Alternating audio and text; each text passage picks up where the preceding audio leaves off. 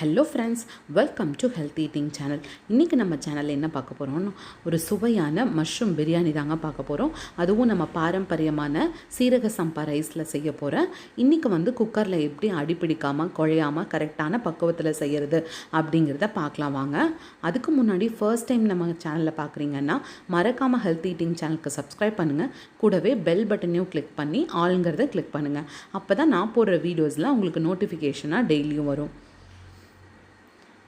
So இப்போ நான் ஒரு கையளவு பூண்டு, அப்புறமா இஞ்சி ஒரு 4-5 பீஸ் எடுத்திருக்கேன். அப்புறமா கொத்தமல்லி ஒரு கையளவு எடுத்துக்கலாம். ஸோ புதினா அதை விட கொஞ்சம் கம்மியாக எடுத்துக்கலாம். புதினா ரொம்ப சேர்த்திங்கன்னா கசக்க ஆரம்பிச்சிரும்.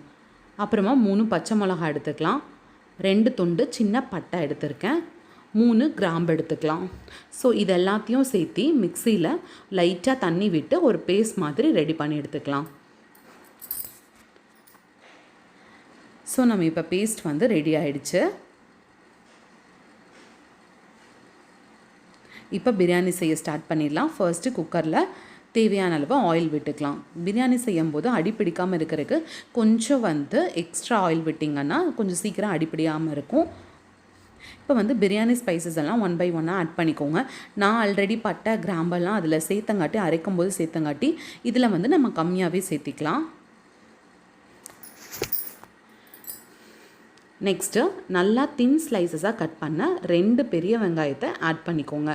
ஸோ ஆனியன் தான் இது மெயின் இன்க்ரீடியன்ட். ஸோ ஆனியனை ஆட் பண்ணதுக்கப்புறம் நல்லா சிம்மில் ஒரு 5 minutes நல்லா வதங்கணும். வதங்கிட்டு கோல்டன் ப்ரௌன் கலர் ஆகிற வரைக்கும் சிம்லேயே வச்சு பொறுமையாக வதக்குங்க. ஸோ எப்போவுமே பார்த்திங்கன்னா கடைசி அரிசி போடுறதுக்கு முன்னாடி வரைக்கும் நம்ம சிம்லேயே வச்சு வதக்கணும், அப்படின்னா அடிப்பிடிக்காமல் இருக்கும். இப்போ வெங்காயம் வதங்கிடுச்சு நல்லாவே. இப்போ நம்ம அரைச்சி வச்ச பேஸ்ட் ஆட் பண்ணிக்கோங்க. ஸோ கொத்தமல்லி, புதினா, பட்டை, கிராம்பெல்லாம் போட்டு அரைச்சோம் இல்லையா, அந்த பேஸ்ட்டை ஆட் பண்ணிக்கோங்க. ஸோ இஞ்சி பூண்டோட நல்லா பச்சை வாசனை போகிற வரைக்கும் நல்லா வதக்கி விடுங்க.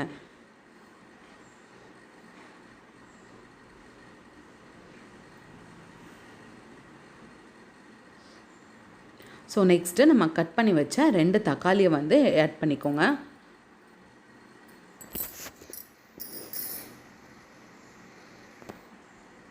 அதையும் சேர்த்து நல்லா மிக்ஸ் பண்ணி விட்டுட்டு அதுக்கப்புறமா நல்லா எண்ணெய் பிரிஞ்சு வர ஸ்டேஜில் நம்ம மிளகாத்தூள் ஆட் பண்ணிக்கலாம். ஸோ 2 ஸ்பூன் நான் இன்றைக்கி சில்லி பவுடர் ஆட் பண்ணுறேன். ஏற்கனவே 3 பச்சை மிளகா ஆட் பண்ணியிருக்கேன். பிரியாணி கொஞ்சம் நல்லா ஸ்பைஸியாக இருந்தால் தான் நல்லாயிருக்கும். 1/2 ஸ்பூன் மஞ்சத்தூள் ஆட் பண்ணிக்கலாம். ஒரு 1/2 ஸ்பூன் கரம் மசாலா ஆட் பண்ணியிருக்கேன். கரம் மசாலா இல்லைனா பிரியாணி மசாலா எது வேணாலும் ஆட் பண்ணிக்கலாம். ஒரு ஜஸ்ட் ஃப்ளேவருக்கு மட்டும்தான் நான் ஆட் பண்ணியிருக்கேன். ஸோ எல்லா மசாலாஸ் எல்லாம் நல்லா ஆனியன் கூட மிக்ஸ் ஆகிற மாதிரி நல்லா வதக்கி விடுங்க. ஸோ இப்போ 2 ஸ்பூன் கெட்டியான தயிர் சேர்த்திக்கலாம். ஸோ தயிர் சேர்த்தும் போது அந்த பிரியாணியோட நல்லா இந்த மசாலாஸோட நல்லா பிளெண்ட் ஆகும். அதுக்காக தான் நம்ம தயிர் சேர்த்துறது.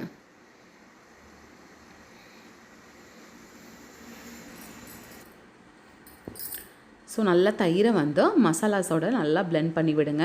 அப்போ தான் ஃப்ளேவர் இன்னும் நல்லா கிடைக்கும். இப்போ நல்லா எண்ணெய் பிரிஞ்சு வர ஆரம்பிச்சிருச்சு. இந்த ஸ்டேஜில் நம்ம கட் பண்ணி வச்சுருக்க மஷ்ரூம் சேர்த்துக்கலாம். மஷ்ரூம் எப்போவுமே திக்காக கட் பண்ணிக்கோங்க. அப்போ தான் நம்மளுக்கு ஒரு விசில் விட்டு வெந்து எடுக்கும்போது நம்மளுக்கு மஷ்ரூம் தெரியும். இல்லை அப்படின்னா ரொம்ப சின்னதாக கட் பண்ணோன்னா மஷ்ரூம் இருக்கிற இடமே தெரியாமல் போயிடும். ஸோ அதனால் நான் கொஞ்சம் திக்காகவே கட் பண்ணியிருக்கேன். ஸோ நல்லா மசாலாஸோட பிளெண்ட் ஆகிற மாதிரி நல்லா மிக்ஸ் பண்ணி விடுங்க. மிக்ஸ் பண்ணி விட்டுரு ஒரு 3 நிமிஷம் போல் அப்படியே விட்டுருங்க. கொஞ்சம் தண்ணி வெளியில் வர ஆரம்பிக்கும் மஷ்ரூம்லேருந்து. ஸோ இடையில மிக்ஸ் பண்ணி விட்டுட்டு இப்போ எண்ணெய் பிரிஞ்சு வர ஸ்டேஜில் நம்ம அரிசி சேர்த்துக்கலாம். இப்போ பாருங்கள், எண்ணெய் பிரிஞ்சு வர ஆரம்பிச்சிருச்சு. இந்த ஸ்டேஜில் ஊற வச்ச சீரக சம்பா ரைஸை ஆட் பண்ணிக்கிறேன். நான் இன்றைக்கி 1 கப் சீரக சம்பா ரைஸ் எடுத்திருக்கேன். ஸோ சீரக சம்பா ரைஸ் ஆட் பண்ணதுக்கப்புறம் அந்த மசாலாஸோட நல்லா மிக்ஸ் பண்ணி விட்டுருங்க. தண்ணி ஆட் பண்ணுறதுக்கு முன்னாடி மசாலாஸோட மிக்ஸ் பண்ணிங்கன்னா தான் கடைசியில் உங்களுக்கு நல்லா குழையாமல் வரும். நல்லா உதிரியாக கிடைக்கும். ஸோ நல்லா மிக்ஸ் பண்ணிவிட்டு ஒரு 2 நிமிஷம் போல் இருக்கட்டும். அப்புறமா தேவையான அளவு உப்பு சேர்த்துக்கோங்க. உப்பு சேர்த்துட்டு நல்லா கலக்கி விட்டுருங்க.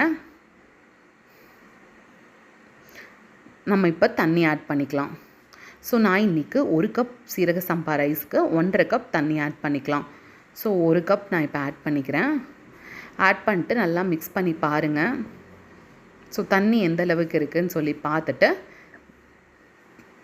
நான் மீதி இருக்கிற அரை டம்ளர் வந்து நான் ஆட் பண்ணிக்கிறேன். ஸோ இப்போ நல்லா வந்து கொதி வர ஆரம்பிச்சிருச்சு. விசில் போடுறதுக்கு முன்னாடி நல்லா வந்து கலக்கி விட்டுட்டு விசில் போட்டுக்கலாம். இப்போ நல்லாவே கொதி வர ஆரம்பிச்சிருச்சு. லைட்டாக வந்து கொத்தமல்லி இலை வந்து தூவி விட்டுட்டு விசில் போட்டுடலாம்.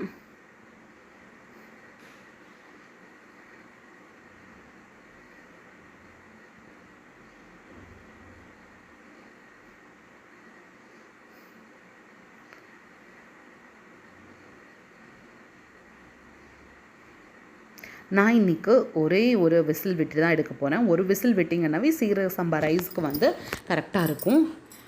இப்போ ஸ்டீம் இறங்கினோன்னா நம்ம ஓப்பன் பண்ணி பார்த்துடலாம்.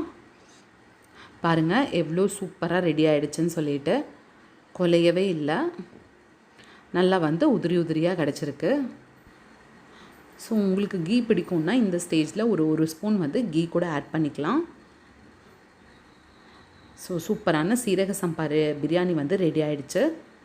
நீங்களும் இதே மாதிரி செஞ்சு பாருங்கள். தேங்க்யூ.